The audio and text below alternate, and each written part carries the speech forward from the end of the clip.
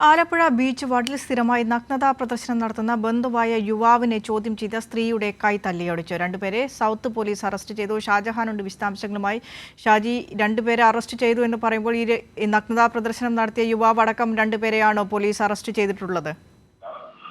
തീർച്ചയായിട്ടും വിനീഷ, ഇത് കഴിഞ്ഞ കുറച്ച് ദിവസങ്ങളിലായിട്ട് ഇയാള് സമീപത്തെ വീട്ടിൽ പോവുകയും ഇത്തരത്തിൽ അവരുമായിട്ട് വഴക്കുണ്ടാക്കുകയും നഗ്നതാ പ്രദർശനം നടത്തുകയും ചെയ്യും. ഇത് ചോദ്യം ചെയ്തതോടുകൂടിയാണ് ഇപ്പോൾ ഇന്ന് രണ്ടുപേരും, അതായത് അച്ഛനും മകനും പോലീസ് അറസ്റ്റ് ചെയ്യുന്നത്. അവർ രണ്ടുപേരെയും ഇപ്പോൾ പോലീസ് ആലപ്പുഴ സൗത്ത് സ്റ്റേഷനിൽ കൊണ്ടുവന്ന് അവരുടെ അന്വേഷണവുമായി ബന്ധപ്പെട്ട് കേസുമായി ബന്ധപ്പെട്ട് നടപടികളിലേക്ക് പോവുകയാണ്. അവരെ ഉടൻ തന്നെ റിമാൻഡ് ചെയ്യും.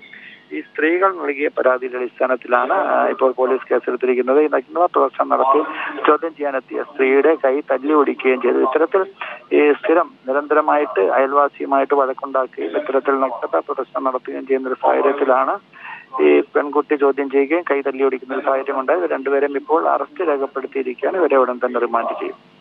അതായത് ഇവർ ബന്ധുക്കളാണ്. ഈ ബന്ധുക്കൾ തമ്മിലുള്ള എന്തെങ്കിലും പ്രശ്നത്തിന്റെ പേരിൽ ഈ സ്ത്രീക്ക് നേരെയാണ് ഈ യുവാവ് സ്ഥിരമായിട്ട് നഗ്നതാ പ്രദർശനം നടത്താറുണ്ടായിരുന്നുള്ളത്? തീർച്ചയായിട്ടും. കാര്യം ഇവർ അയൽവാസികളാണ്, ബന്ധുക്കളാണ്.